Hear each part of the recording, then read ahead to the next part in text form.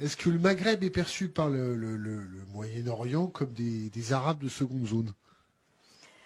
En fait, le Maghreb est considéré, par exemple, les Saoudiens ont des palais au Maroc, vont passer leurs vacances, Ils ont des putes au Liban? mais aussi au Maroc, euh, sont considérés comme des endroits, pour certains d'entre eux, qu'on peut acheter. C'est le cas du Maroc et de la Tunisie. L'Algérie, c'est plus compliqué parce que les Ça reste un Algériens, vrai pays, ils ont voilà, un vrai ils caractère. se laissent pas, ils se laissent pas, ils se laissent pas acheter.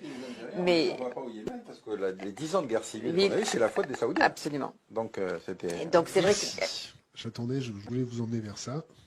Donc c'est vrai qu'il faut vraiment distinguer pour l'Arabie Saoudite et les pays du Golfe, le Maghreb, il faut vraiment distinguer les pays. C'est-à-dire que le Maroc, c'est un endroit, c'est une monarchie, le Maroc, comme les pays du Golfe.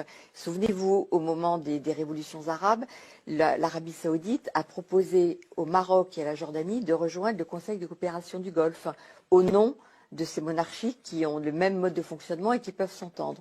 Le Maroc et la Jordanie ont quand même préféré Ils ont évolué, ces gens-là. et éviter de se laisser embarquer dans cette proposition de l'Arabie Saoudite. Mais c'est donc pour dire simplement que pour les pays du Golfe, le Maroc, c'est chez eux, ils font à peu près ce qu'ils veulent et il y a des intérêts bien entendu partagés des deux côtés. La Tunisie est un pays, petit pays qui a besoin de ressources et donc a besoin des capitaux des pays du Golfe.